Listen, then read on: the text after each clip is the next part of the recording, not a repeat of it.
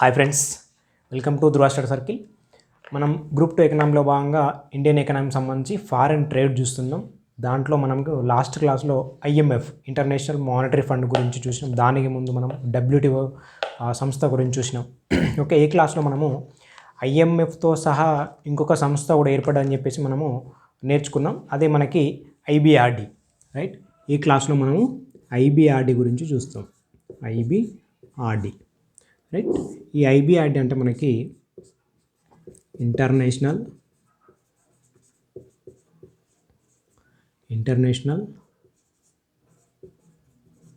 Bank for reconstruction and development. Okay, ఇది మనకి IBRD యొక్క full form. International bank for reconstruction and development, IBRD అంటాం. దీన్నే మనము వరల్డ్ బ్యాంక్ అని చెప్పేసి కూడా పిలుస్తాం. Okay, world bank, IBRD. మనము ఐఎంఎఫ్ దగ్గర నేర్చుకున్నాం, అదేవిధంగా డబ్ల్యూటీఓ దగ్గర కూడా మాట్లాడినాం. ఏంటంటే బ్రిటన్ వుడ్ సమావేశం ఏదైతే ఉందో మనకి, ఈ బ్రిటన్ వుడ్ సమావేశంలో భాగంగా మనకు ఒకటి ఐఎంఎఫ్ ఏర్పడ్డదని చెప్పేసి, రెండోది ఐబిఆర్డి అని చెప్పేసి కూడా మాట్లాడినాం.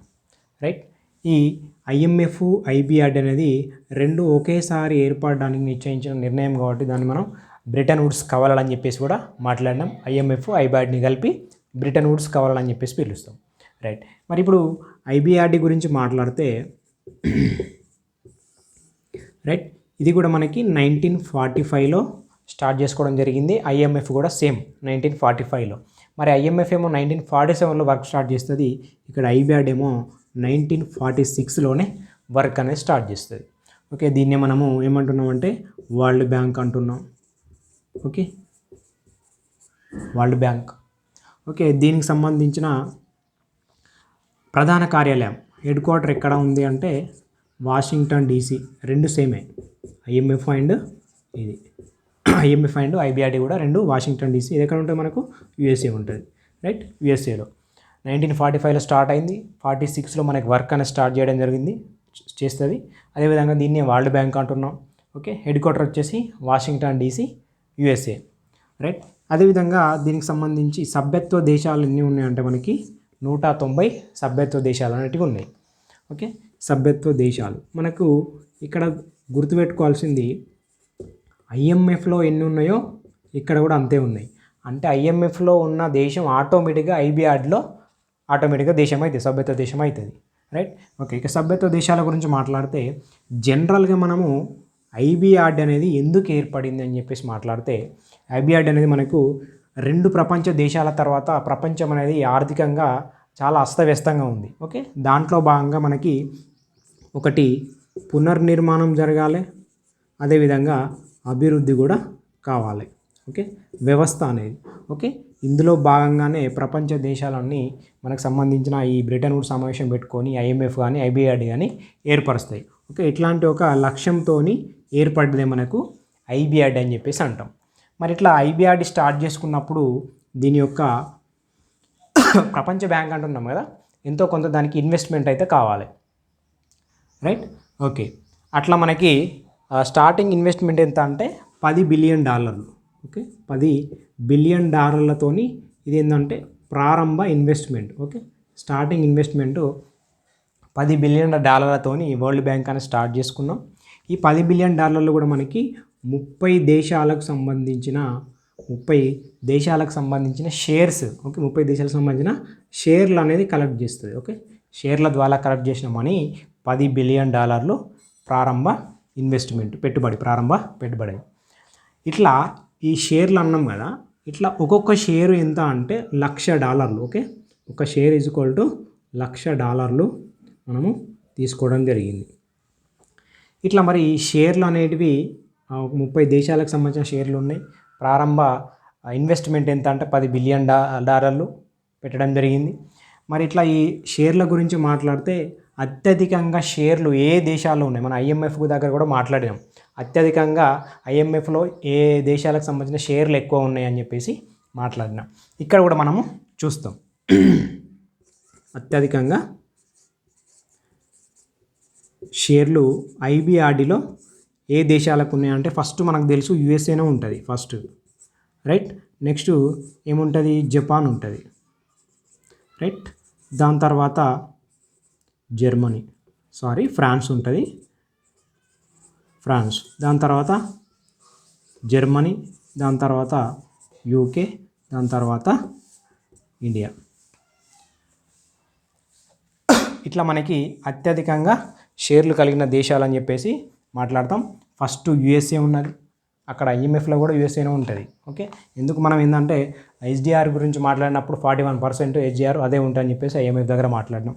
అదేవిధంగా ప్రతి దాంట్లో కూడా ఐఎంఎఫ్ సంబంధించి ఐబిఆర్డి సంబంధించి యుఎస్ఏనే టాప్లో ఉంటుంది.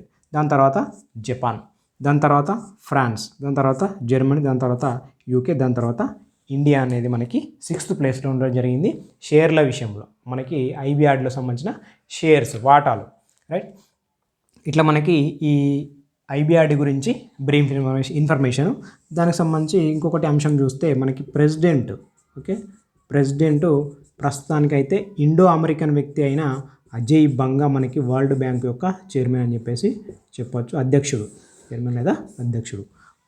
ఇండో అమెరికన్ వ్యక్తి అజయ్ బంగా మనకి ప్రస్తుతానికి 2023లోనే మనకి ఎన్నిక కావడం జరిగింది. ఇతని కంటే ముందు ఎవరు ఉంటారంటే మనకి జనరల్గా డేవిడ్ మల్పాక్స్ అని చెప్పేసి, ఓకే. అజయ్ బంగాకు ముందు డేవిడ్ మల్పాక్స్, దాని తర్వాత మనకి జిమ్ యాన్ కిన్, ఓకే.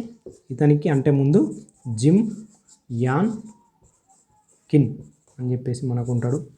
ఓకే, ఇతనికంటే ముందు ఎవరు ఉంటారంటే రాబర్ట్ జోలిక్.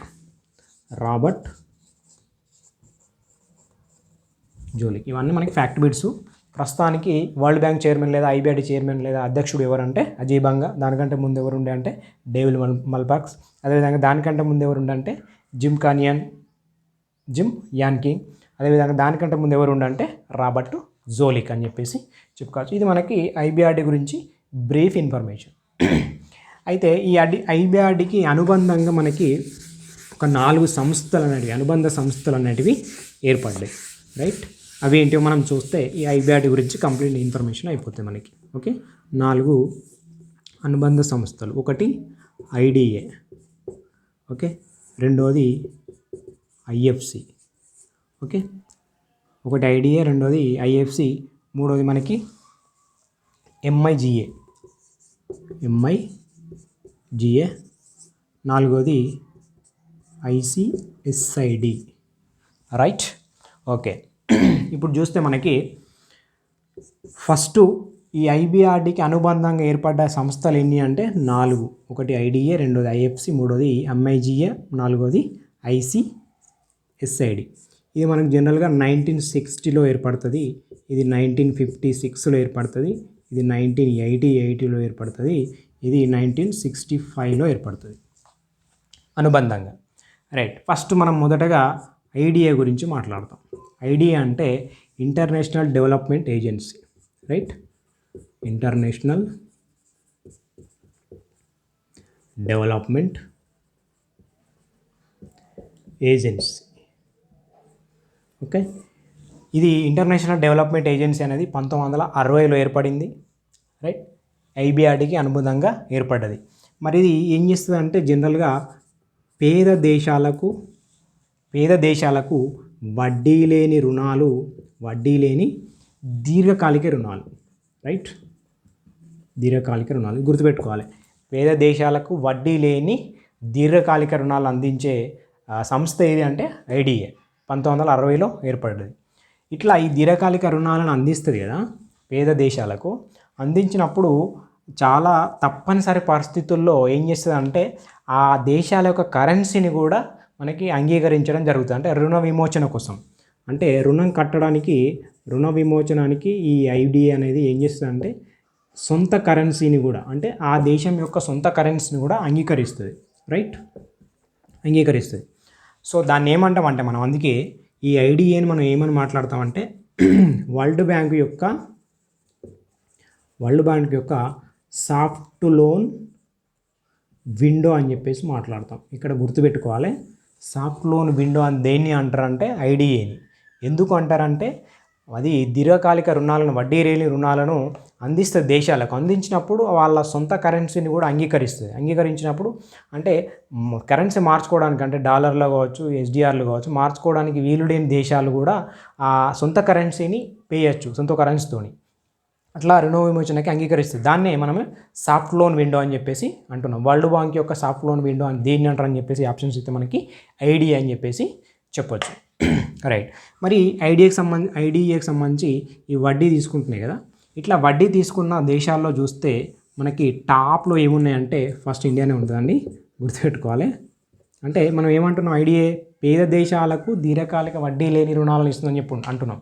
ఓకే, మన ఇండియా పేద దేశమే. Okay, right. జనాభా ఎక్కువ ఉంటుంది కాబట్టి ఎప్పుడు పేద దేశం మన ఇండియా. రైట్. Next Vietnam. మూడోది థాయిలాండ్. ఓకే, నాలుగోది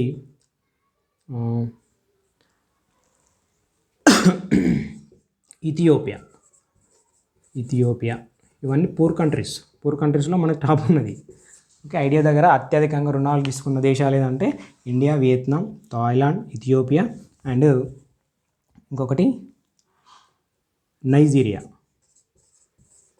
చూడండి ఇలాంటి దేశాల పక్కన టాప్లో ఉందో అనేది చూడొచ్చు. India, Vietnam, Thailand, Ethiopia, Nigeria. ఈ దేశాలు మనకు ఐడిఏకి సంబంధించి అత్యధిక రుణాలు తీసుకున్న దేశాల్లో టాప్ మన ఇండియా ఉంది. దాని తర్వాత ఈ దేశాలు ఉండడం జరిగింది. ఐడిఏకి సంబంధించిన ఇన్ఫర్మేషన్ మనకి కంప్లీట్గా. ఓకే, ఇది మనకు 1960లో ఏర్పడ్డది. దీన్ని ఇంటర్నేషనల్ డెవలప్మెంట్ ఏజెన్సీ అంటున్నాం. ఇది పేద దేశాలకు వడ్డీ లేని దీర్ఘకాలిక రుణాలను ఇచ్చి మనకి ఏదైనా కరెన్సీని కూడా అంగీకరిస్తుంది. తప్పనిసరి పరిస్థితుల్లో, అన్ని టైంలో కాదు, ఇక తప్పదు అనుకున్నప్పుడు ఆ కరెన్సీ కూడా అంగీకరిస్తుంది. దాన్ని ఏమంటున్నాం అంటే వరల్డ్ బ్యాంక్ యొక్క సాఫ్ట్ లోన్ విండో అని చెప్పేసి ఐడియాని పిలుస్తున్నాం. ఓకే, ఇట్లా వడ్డీ లేని రుణాలు అధికంగా ఎవరు తీసుకున్నారని చూస్తే మనకి దేశాలు ఇండియా కానీ, వియత్నాం కానీ, థాయిలాండ్ కానీ, ఇథియోపియా కానీ, నైజీరియా కానీ, ఇలాంటి దేశాలు మనకు ఐడియా దగ్గర అత్యధికంగా రుణాలు తీసుకున్న దేశాలుగా ఉన్నాయి. రైట్. నెక్స్ట్ ఐఎఫ్సి అనేది మనకు జనరల్గా international finance corporation. Right, international finance corporation. Right, ఇది మనకి 1956లో ఏర్పడుతుంది. ఇది ఏం చేస్తుంది అంటే మనకి ఇప్పుడే డెవలపింగ్ దేశాల్లో, అంటే అభివృద్ధి చెందుతున్న దేశాల్లో, డెవలపింగ్ కంట్రీస్ ఉంటాయి కదా, అభివృద్ధి చెందుతున్న దేశాలకు మామూలుగా దేశాలకు సంబంధించిన ప్రైవేట్ రంగ సంస్థలు ఉంటాయి కదా, వాటికి లోన్లు అనేది ఇవ్వడం జరుగుతుంది. ఓకే, ప్రైవేట్ రంగ సంస్థలకి లోన్లు ఇచ్చే సంస్థ ఏది అంటే మనకు ఐఎఫ్సి. మనకు ఫైనాన్స్ కార్పొరేషన్ అంటేనే పేరులోనే ఉంది, అది గుర్తుపెట్టుకోవాలి. ఇది మనకి ఫైనాన్స్ కార్పొరేషన్కి సంబంధించిన అంశం. రైట్. నెక్స్ట్ ఇది ఇంతే, ఇక ఫైనాన్స్ కార్పొరేషన్ సంబంధించిన అంశం. ఒకటి 1956లో ఏర్పడుతుంది ఇంటర్నేషనల్ ఫైనాన్స్ కార్పొరేషన్. ఇది మనకి అభివృద్ధి చెందుతున్న దేశాలకు ప్రైవేట్ రంగ సంస్థలకి లోన్లు ఇస్తుంది. నెక్స్ట్ ఎంఐజిఏ గురించి మాట్లాడితే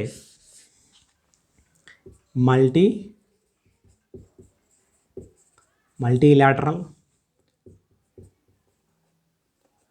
ఇన్వెస్ట్మెంట్ గ్యారంటీ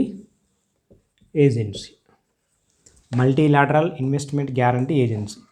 ఏం లేదు, ఇది మనకి ఏదైతే మనకి అభివృద్ధి చెందుతున్న దేశాలు ఉంటాయి కదా, వాటికి సంబంధించిన దేశాలలో ఎఫ్డిఐలను ప్రోత్సహిస్తుంది.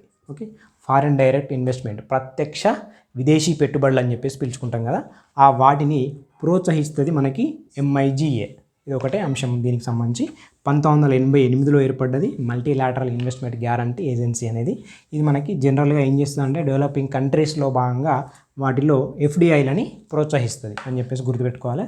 నెక్స్ట్ మనకి ICSID. Right, international centre for settlement investment disputes. చూడండి, ఇంటర్నేషనల్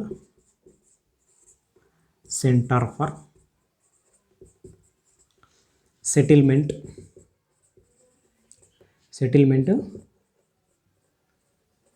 ఇన్వెస్ట్మెంట్ డిస్ప్యూట్స్. అంటే ఏవైతే పెట్టుబడులకు సంబంధించిన వివాదాలు ఉంటాయో ఆ పెట్టుబడులకు సంబంధించిన వివాదాలను పరిష్కరించేది ఏదంటే ఐసిఎస్ఐడి అని చెప్పేసి గుర్తుపెట్టుకోవాలి. ఓకే, మనకి 1965లో ఏర్పడ్డది. ఇది ఎప్పుడైతే ప్రపంచ దేశాలకు సంబంధించిన ఈ పెట్టుబడులకు సంబంధించిన వివాదాలు ఉంటాయో వాటికి సంబంధించిన సమస్యలని సెటిల్మెంట్ చేస్తుంది, అంటే పరిష్కరిస్తుంది. కాబట్టి దీన్ని మనం ఐసిఎస్ఐడి అని చెప్పేసి పిలుచుకుంటున్నాం. ఓకే, మనకు ఫైనల్గా ఈ ఐబిఆర్డి గురించి మాట్లాడితే దీన్ని మనం ప్రపంచ బ్యాంక్ అని చెప్పేసి అంటున్నాం కదా. ఈ ప్రపంచ బ్యాంకుతో పాటు మనకు 4 అనుబంధ సంస్థలు ఉన్నాయి కదా. ఇవన్నిటితో కలిపి మనము వరల్డ్ బ్యాంక్ గ్రూప్ అని చెప్పేసి అంటాం. ఏంటిది? World bank. ఓన్లీ ఐబిఆర్డీని అయితేనేమో మనం వరల్డ్ బ్యాంక్ అంటున్నాం. ఇక్కడ ఈ సంస్థలతో కలిపి, గ్రూప్తో కలిపి వరల్డ్ బ్యాంకు గ్రూప్ అని చెప్పేసి అనొచ్చు. ఇవన్నిటితో కలిపి ఐబిఆర్డీని, రైట్. ఐడిఐ కానీ, ఏఎఫ్సి కానీ, ఎంఐజిఏ కానీ, ఐసిఎస్ఐడి కానీ, ఇవన్నిటితో కలిపి మనం వరల్డ్ బ్యాంకు గ్రూప్ అని చెప్పేసి పిలుచుకోవచ్చు, రైట్. మరి దీనికి సంబంధించి చూస్తే మనకి ఇప్పటివరకు అత్యధికంగా single largest borrower of world అంటే మనకి అత్యంత అధిక రుణాలు తీసుకున్న ఏకైక దేశం ఏది అంటే ఐబిఆర్డి దగ్గర మనకి ఇండియా టాప్. ఎస్, రుణాలకు సంబంధించి ఇండియానే ఉంటుంది. అక్కడ ఐడిఏ దగ్గర కూడా మన ఇండియానే టాప్ ఉంది. ఇక్కడ మనకు వరల్డ్ బ్యాంక్ దగ్గర ఇప్పటిదాకా తీసుకున్న రుణాలకు సంబంధించి అంటే సింగిల్ లార్జెస్ట్ బారోయింగ్ కంట్రీ అంటే ఏది అంటే మనకి ఇండియా అని చెప్పేసి చెప్పుకోవచ్చు. అధిక రుణాలు తీసుకున్న ఏకైక దేశం వరల్డ్ బ్యాంక్ దగ్గర అంటే ఇండియా. మరి 1946 నుంచి మనకి 2015 వరకు చూస్తే ఇండియాది టాప్ ఉంటుంది. ఎంత అంటే 108 బిలియన్ డాలర్లు. అదేవిధంగా నెక్స్ట్ బ్రెజిల్ ఉంటుంది, 104 అండి. బ్రెజిల్ 58 బిలియన్ డాలర్లు. అదేవిధంగా చైనా ఉంటుంది 55 బిలియన్ డాలర్లు. ఓకే, ఇండియా వచ్చేసి 104 బిలియన్ డాలర్లు. దాని తర్వాత సెకండ్ పొజిషన్ ఎవరిదంటే బ్రెజిల్ 58 బిలియన్ డాలర్లు. అదేవిధంగా థర్డ్ పొజిషన్ ఎవరిదంటే చైనా 55 బిలియన్ డాలర్లు. ఇది ఏంటంటే వరల్డ్ బ్యాంక్ దగ్గర అత్యధికంగా రుణాలు తీసుకున్న దేశాలకు సంబంధించిన ఇన్ఫర్మేషన్. టాప్ 3లో ఏమున్నాయంటే ఇండియా, బ్రెజిల్, చైనా అని చెప్పేసి గుర్తుపెట్టుకోవచ్చు. ఎప్పటి నుంచి ఎప్పటి వరకు అంటే 1946 నుంచి ఎప్పుడైతే వర్క్ స్టార్ట్ చేసిందో ఐబిఆర్డి, అప్పటి నుండి మనకి 2015 వరకు ఉన్న డేటా ఇది, రైట్. ఇట్లా ఈ మనకు ఇండియాకి సంబంధించి బహిర్గతంగా రుణాలు తీసుకుంటాయి కదా, బహిర్గత రుణాలు అని మాట్లాడినాం మనం స్టార్టింగ్లోనే. అట్లా 1/4 వంతు కూడా ఈ మనం ఐబిఆర్డి దగ్గరనే తీసుకోవడం జరిగింది. చూసుకోండి, 1/4 వంతు రుణాలు మనకి ఎక్కడ ఉన్నాయంటే వరల్డ్ బ్యాంక్ దగ్గర ఉన్నాయి మన ఇండియాకి సంబంధించి. ఓకే, ఇది మనకు ఐబిఆర్డి లేదా వరల్డ్ బ్యాంక్ యొక్క ఇన్ఫర్మేషన్. ఓకే, కంప్లీట్ ఇన్ఫర్మేషన్ అండి. జస్ట్ మెయిన్గా ఇవి ఏంటంటే 4 సంస్థలు గుర్తుపెట్టుకోవాలి. అదేవిధంగా ఐబిఆర్డికి సంబంధించిన బ్రీఫ్ ఇన్ఫర్మేషన్ గుర్తుపెట్టుకోవాలి. ఇది మనకి ఐబిఆర్డికి సంబంధించిన క్లాస్. ఇంకొకటి డేటా పార్ట్ చూస్తే మనకి ఫారెన్ ట్రేడ్ అనే టాపిక్ కూడా కంప్లీట్ చేసుకోవడం జరుగుతుంది. దీంతో పాటు మనకి 3 ఇండియన్ ఎకనామీకి సంబంధించిన 3 టాపిక్స్ కంప్లీట్ అవుతాయి. ఒకటి ఏంటంటే నేషనల్ ఇన్కమ్, రెండవది పబ్లిక్ ఫైనాన్స్, మూడవది ఫారెన్ ట్రేడ్. ఈ 3 లెసన్లు ఇంకొక టాపిక్ కంప్లీట్ చేసుకుంటే 3 లెసన్లు అనేవి కంప్లీట్ అయిపోతుంది. దాని తర్వాత నెక్స్ట్ ఇంకొకటి ఇండియన్ ఎకనామీకి సంబంధించి ఇంకొక లెసన్ అనేది మనం స్టార్ట్ చేస్తాం. Okay, thank you.